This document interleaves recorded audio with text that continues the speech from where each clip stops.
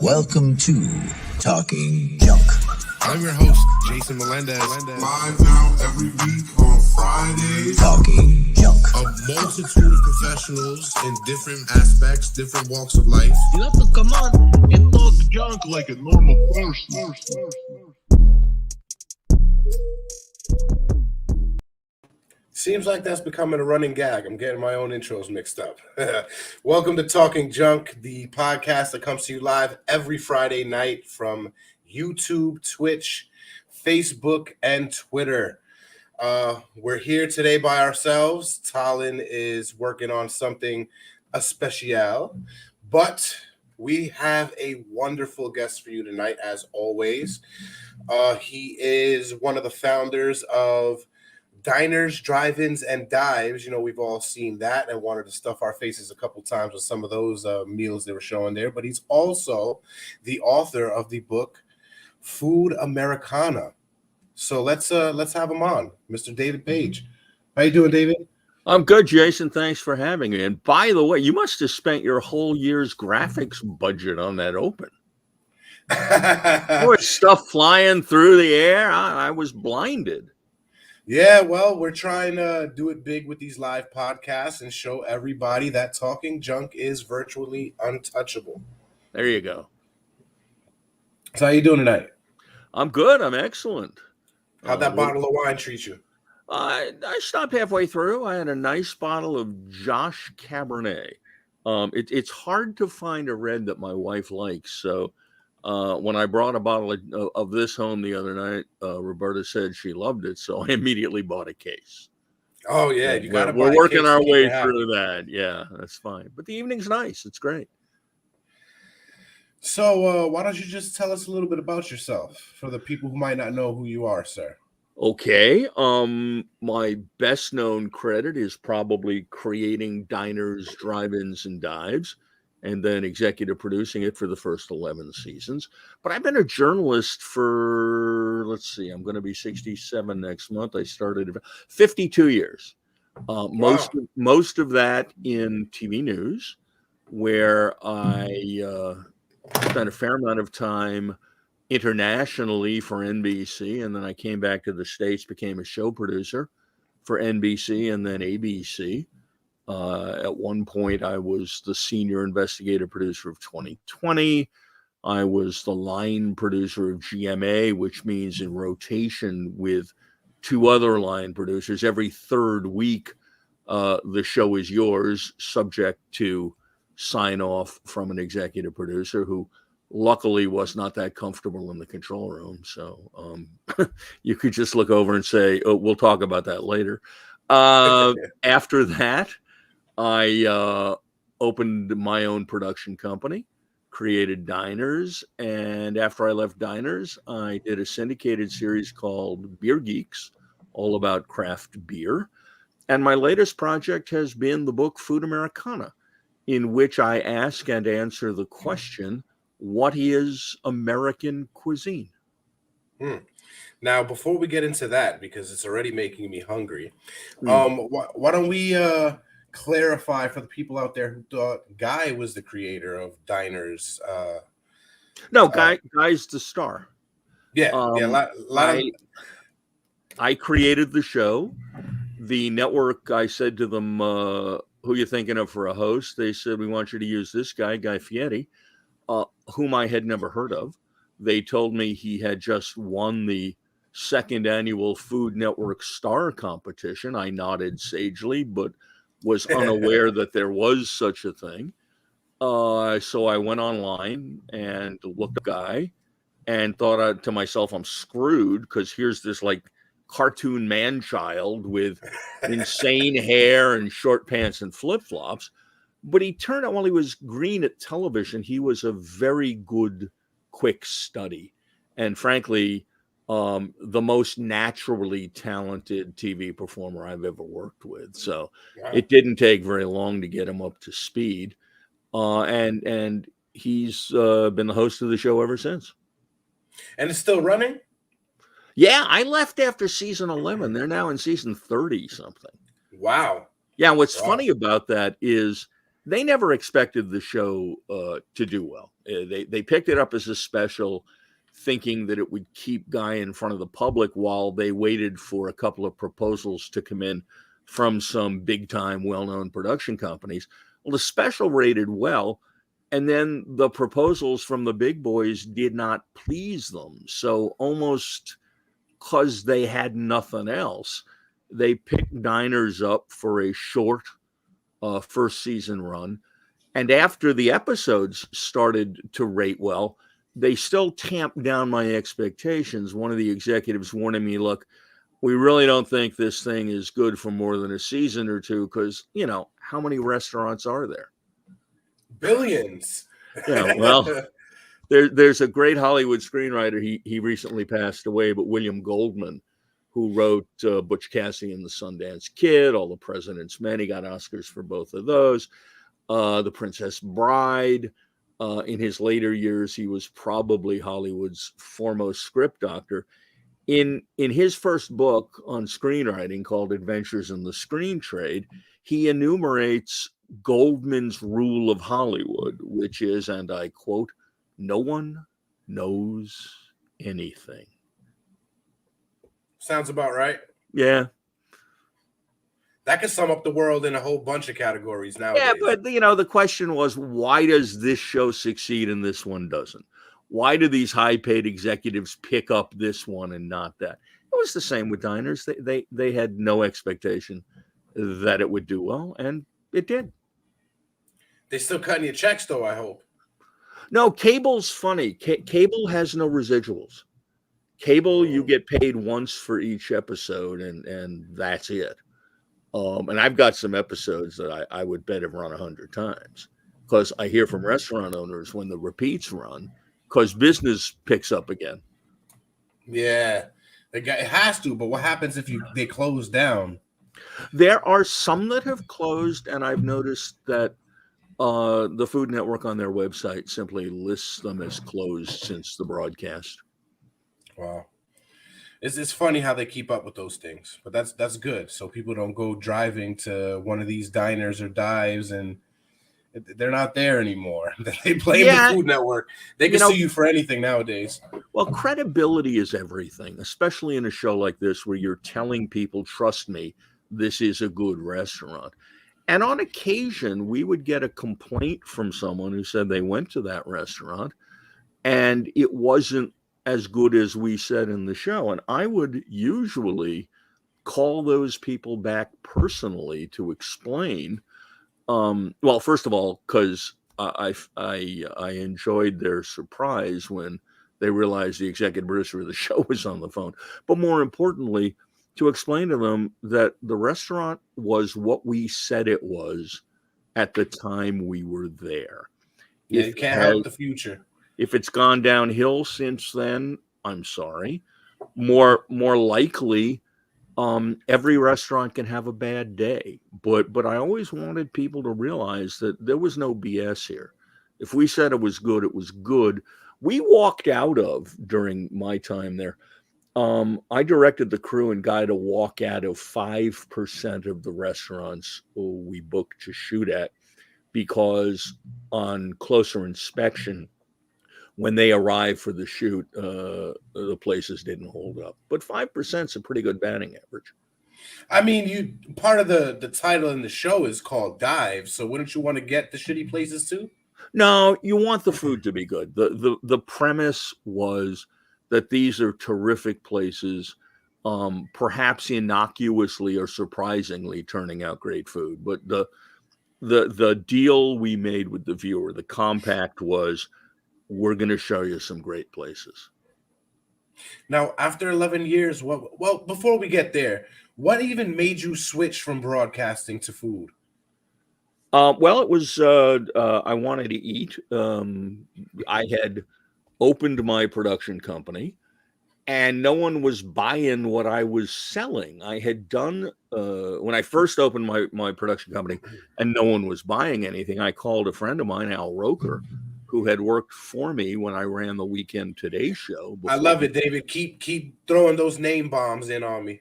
Okay, I'll throw a bunch if you want. But no, Al had worked for me on the Weekend Today show before he was on the main show, and he had a production company. I called him up and said, "Hey, I'm starving. You got any work?" And he said, "I'm doing some stuff for the Food Network. You want to do some of that?" I said, "Sure."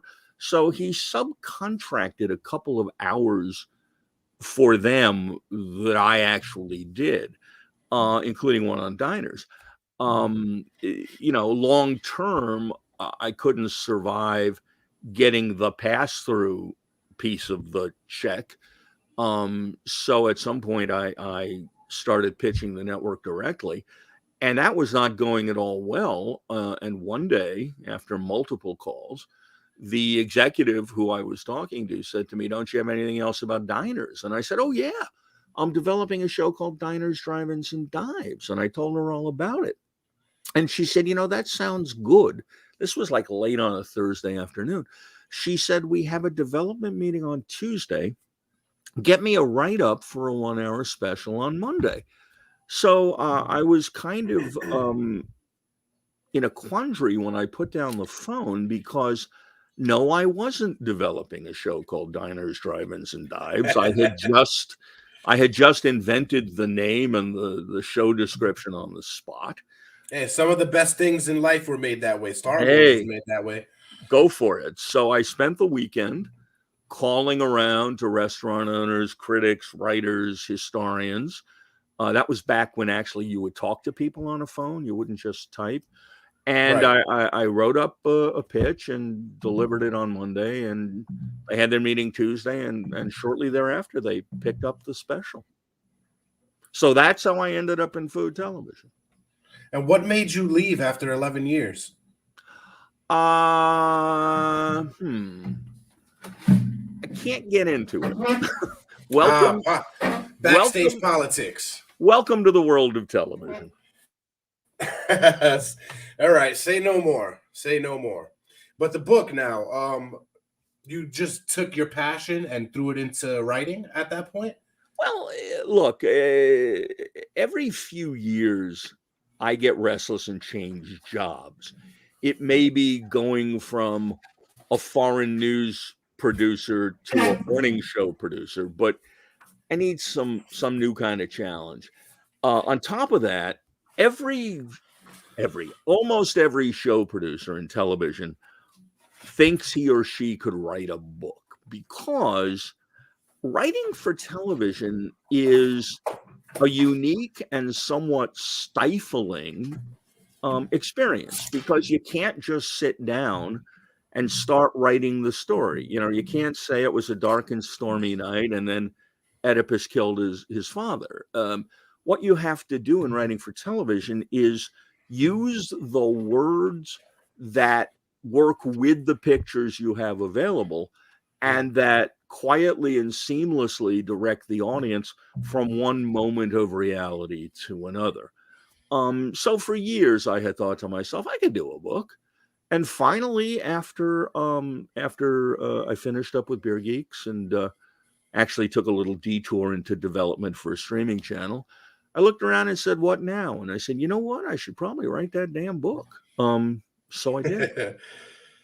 And how's it going? You know what? Let's put that up there for these guys to see it also. I got it What? up here on Amazon. Your book. Oh, pull it up. Yeah, no, the book has been doing very well so far. We've got a bunch of number one sellers in different Amazon categories. I've gotten a couple of awards for it. A finalist in the International Book Awards, and I got to read the medal, a silver medal in the Living Now Book Awards. All right. And people have said very nice things about it. I've got some great blurbs. I got George Stephanopoulos. I got a lot of people who know from journalism or food or both who've said very nice things about the book. So right now I'm out there promoting it. Making the tour. Well, in the world of COVID, the tour is complicated. Tour is almost all the way virtual nowadays. It's mostly virtual. I went to Reading, Pennsylvania last week. I'm going to Jacksonville, Florida in a few weeks. I'm going to Ohio. I'm going to Connecticut. But I would say it's split 50-50 between in-person and virtual. Hey, it is what it is.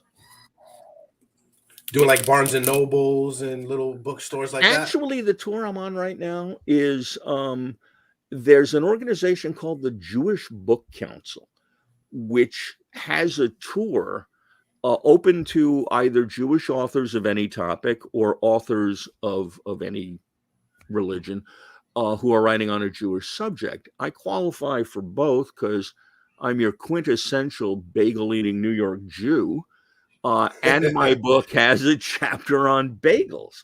So they have this big thing at the beginning of the season where it was done virtually this year. Basically, you get 2 minutes to pitch your book to hundreds of Jewish organizations across the country, usually Jewish community centers or Jewish federations or individual synagogues. And I booked, I don't know, a dozen stops, and it's been going very well. Well, I used to be a big bagel eating Puerto Rican down there in the Bronx myself, but has been a while since I've been out there. And the bagels, I tell you, are not the same. They're not. No, of course they're not. Although, look, I actually talked to Marvin Lender, one of the Lender brothers, whose machine-made Lender's bagels brought the bagel to most of America, and is always criticized for being not bagel-y enough. And Marvin said, of course it isn't. First of all, when you mass produce something, it changes it. And secondly, we changed it specifically to appeal to a Midwestern non-Jewish audience. Not as crunchy, softer, with a variety of sweet flavors that were never seen on the Lower East Side of New York. But hey, it made the bagel an American institution. And now what's happening, and I'm surprised it hasn't come to where you are yet, is there's been a resurgence. It very well maybe. I just haven't been out here long enough. Well, I spent about 6 months in your neck of the woods a few years ago, and it wasn't there yet. What's happened is there's been an artisanal bagel renaissance in much of the country, in places that are not traditionally bagel land, where people are actually hand making bagels the traditional way. There's a deli in Denver called Rosenberg's Bagels and Deli, where not only do they hand make bagels the old-fashioned way, but, and pardon me as I clear my throat, they're also treating the water they boil them in, because proper bagels are boiled, not just baked. They're treating the water to mimic the mineral content of water in New York City, because people need to take that all around the world and make better pizza. Well, the pizza industry is also undergoing an artisanal movement with pizzeria owners starting to care a lot more about the quality of their ingredients, the specific protein levels of the wheat they're using, which differs depending upon the kind of dough you're trying to create. I, for the book, was allowed to take part in a pizza making school. Tony Gemignani, one of the leading lights of pizza in America, runs the International Pizza School in San Francisco. And when I was there, and I spent 3 or 4 out of the 5 or 6 days allotted to the course, everyone else in the class was a professional looking to up their game.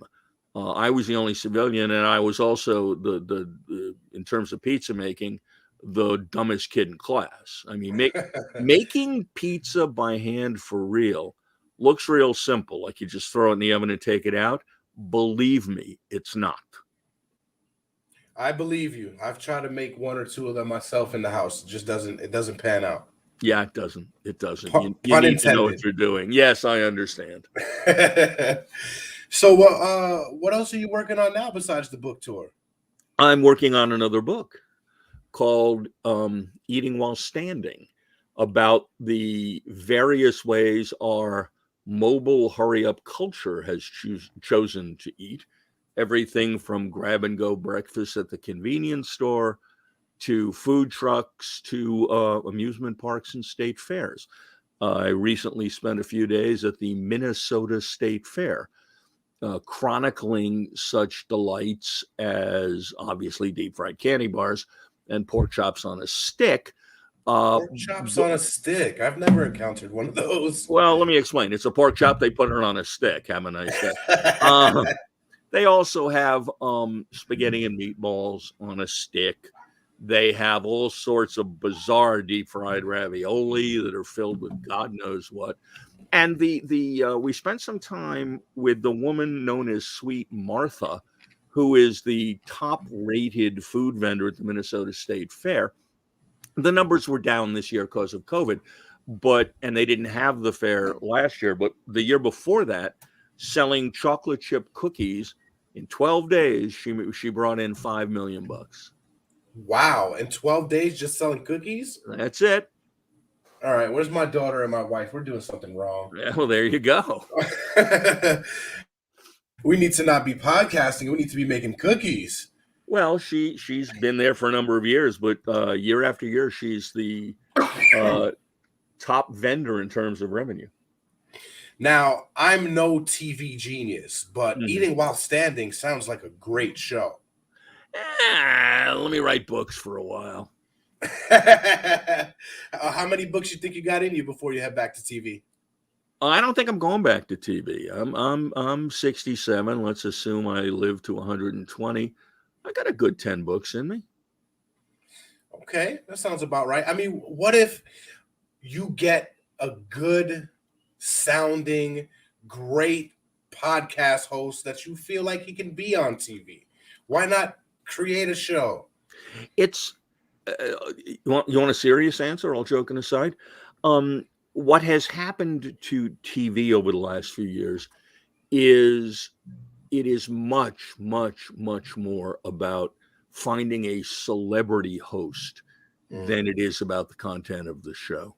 Oh, yeah. Any celebrity who wants to do a food show can get a food show. But proposing a food show just because it's a great show, if you don't have Justin Bieber to front it, it's not going to go anywhere.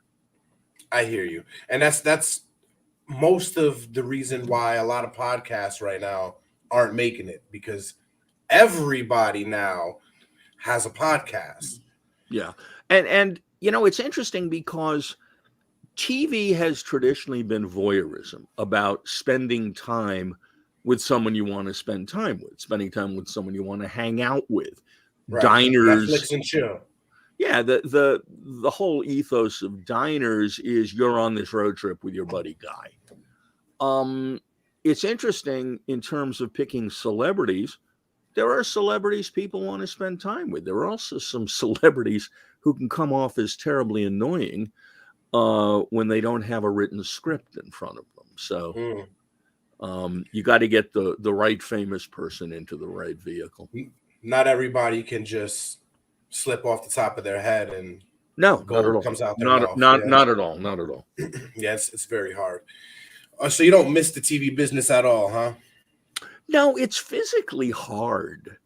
You know, the reality of making television, and I hesitate to raise this because it's such a sad subject, but the story of what happened on that movie set with Alec Baldwin with the live gun, as they start to unpack what was going on that set, it was an independent film, and I have no idea if this has any relationship to the incident, but the complaints coming out of the set from crew members are that they were being asked, or if you wanted the job, ordered to work insanely long hours and commute from a hotel 50 miles away. The fact of the matter is, when you're making TV, you're constrained by your budget.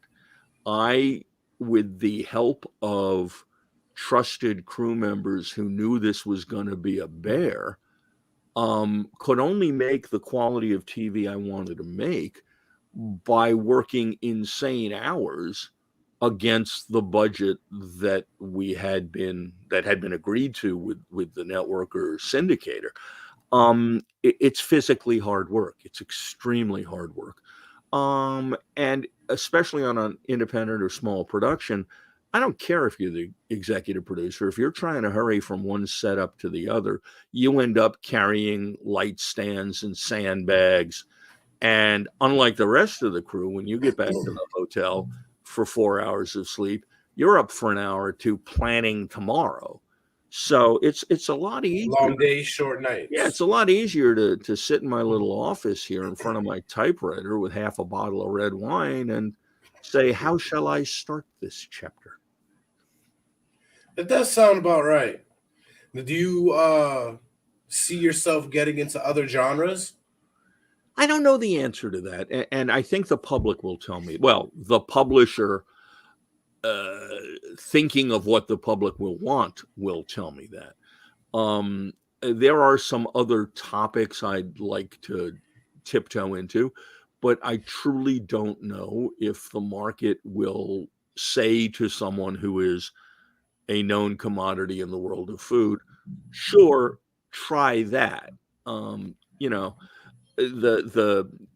say it takes celebrity to get a TV gig.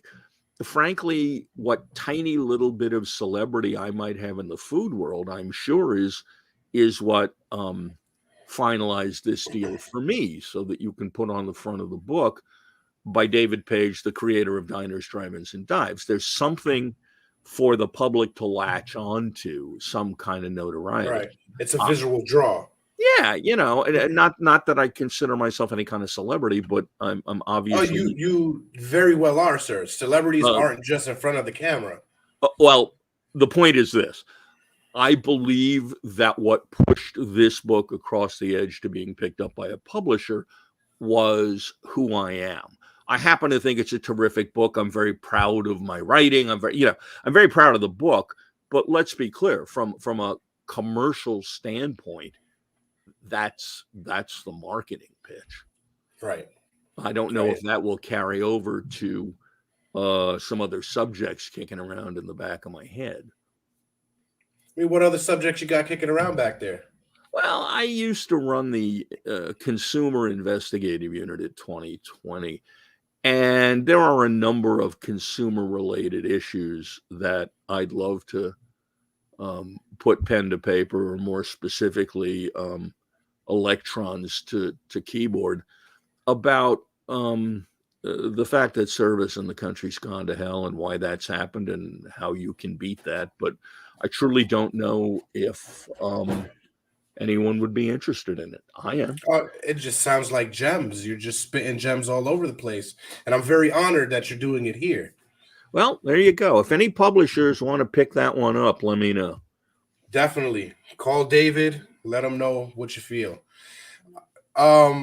Besides, what are some of your passions when you were in the movie industry? The TV industry that maybe you didn't get into? Oh, I was very lucky because in television, if you work it right, you can explore virtually any topic. It depends how you approach it.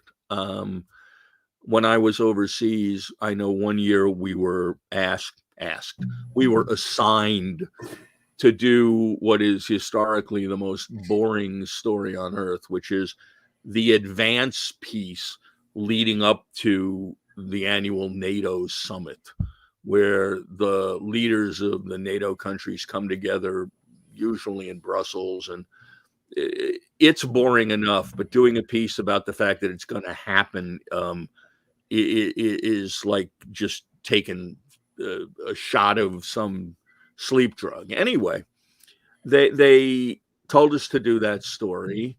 And I sat down one day and I said to myself, how the hell are we going to make this interesting? And then the light went off and I said, what's the smallest army in NATO? I looked into it. It turned out the smallest army in NATO was the Army of Luxembourg. 600 soldiers, so small that the guy who ran it, the chief of staff, wasn't even a general. He was a colonel. And the defense minister was also the minister of agriculture. So we went to profile that. And along with the fun of being on the milk day parade with him as he threw cartons of milk from a float, we realized that this was a microcosm of the New World, in that the people we talked to in Luxembourg, especially of a certain age who remembered World War II, and this was at the time that Germany had reunified and was becoming the dominant force in Europe again. The people in Luxembourg, when we interviewed them, were not so thrilled with the idea of being so close to Germany, because their country had been plundered by the Nazis, and they weren't so quick to say everything's hunky-dory. There's a massive American military cemetery in Luxembourg. General Patton is buried there after ignominiously dying in a Jeep accident. So we were able to create a highly educational story that exposed a serious issue at the same time that we were able to make it entertaining as hell. Because when do you see government ministers throwing milk cartons? And after we finished shooting, the last day of our shooting there, we were exhausted. We were filthy. We had been crawling around in a field somewhere covered with mud. And we're driving back to Luxembourg City, and we see a sign to a restaurant. And we're hungry, so we pull off. We go to the restaurant. Well, we walk in and realize we are dramatically underdressed. This is an haute cuisine European restaurant of the highest order. And before we figured out whether we should leave, the owner came to greet us, who it turned out was an expatriate who had lived in Tucson, who greeted us like his lost long relatives, fed us an ungodly meal, uncorked his special vintage champagne from the cellar. It was one of the great meals of my life and a wonderful experience. That's a long ramble from the question you asked me, but hey, what the hell? No, it was good. It shows that sometimes you can dig gold out of a shit situation.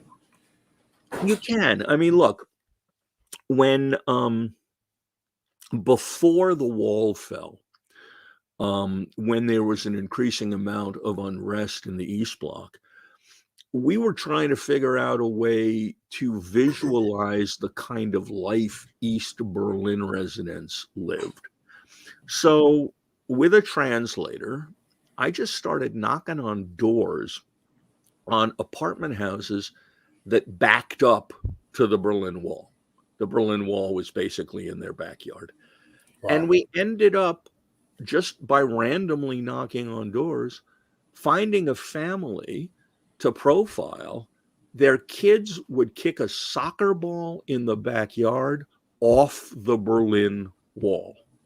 And they had their hopes and their dreams. And after the wall opened, we went back to that family to see how life was going. And they were a little disappointed because their relatives in the West had not been so quick to say, come on down, have some money. It was a complex human story. And I was delighted that just by journalistic shoe leather of knocking on doors, we were able to come up with it. Now, David, it seems to me that you keep up on this writing journey and thinking of other topics to write down. And the real thing you should be writing down is your autobiography. You seem to have a lot of interesting stories in your repertoire. I have a tremendous number of interesting stories, none of which reach the interest level of the autobiographies done by famous war correspondents like Bob Simon. So I'll tell mine to my friends.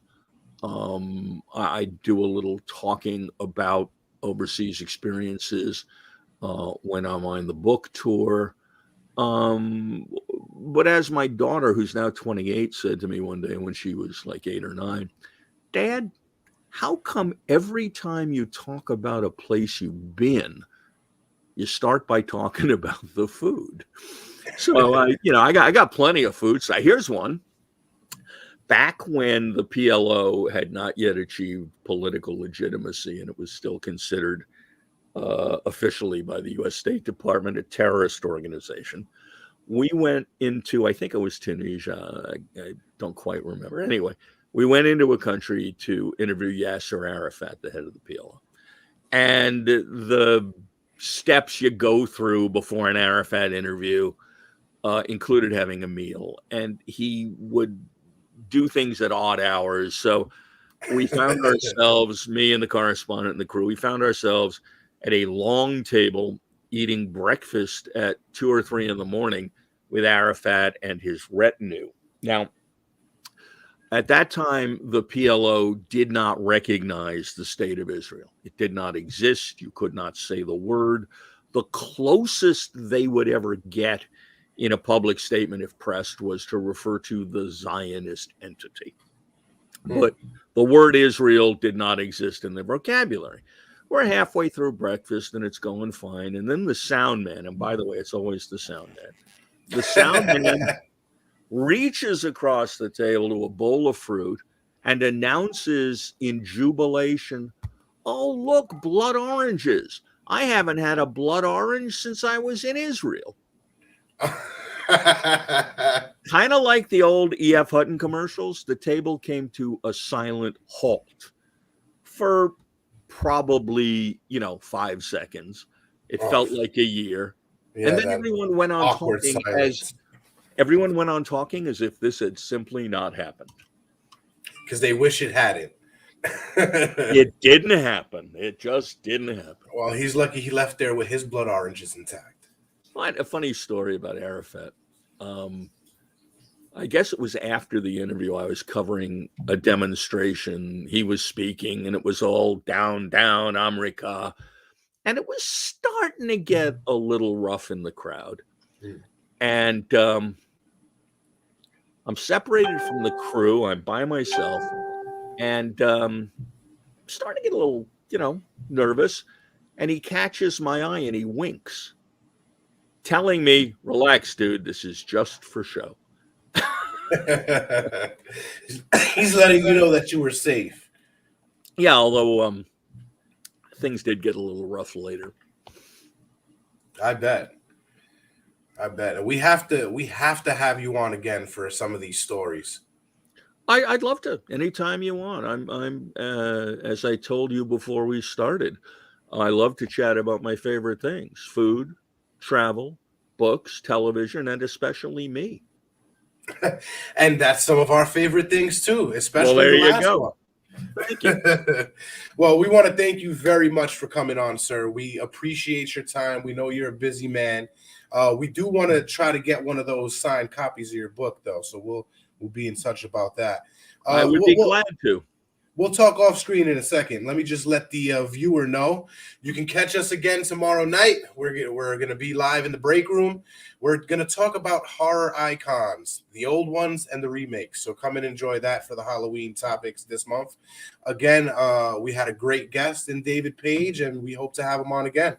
Junkers, thank you for coming on. David, thank you very much for having me. I'll come back anytime you want. It's our pleasure. Oh, and plug Food Americana. Oh, definitely. Food Americana will be putting a post up shortly or tomorrow morning about where you can get the book. Obviously, you can get it in Amazon, Barnes & Nobles, or wherever your books are sold. But it's even better when we tell you where to get it. So wait for our post. We'll let you know. We'll put the links in there on Facebook, on our Instagram. And be sure to look out for David's second book when it does come out. And third, fourth, fifth, all the way to that 10th. We're going to look for all 10 of those books. We're definitely going to be David Page enthusiasts after these. Well, Jason, thanks for having me. It's been a pleasure. Hey, the pleasure was all ours. We enjoyed your time, and thank you again, sir. Excellent. Junkers, see you tomorrow.